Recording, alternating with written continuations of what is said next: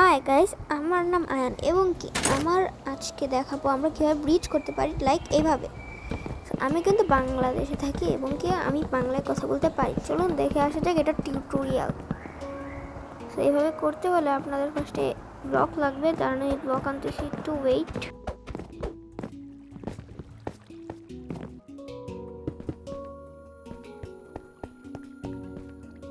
এখান থেকে 4 ব্লক পিছনে আসতে হবে, যে আমি 4 ব্লক পিছনে আসলাম এবং কি 4 ব্লক ওইখানে ক্লিক করে ধরে রাখতে হবে, তাহলেই কিন্তু আপনাদের এরকম হয়ে যাবে। দেখেন আমারটা কিন্তু অনেক ইজিলিভাবে হয়ে যাচ্ছে।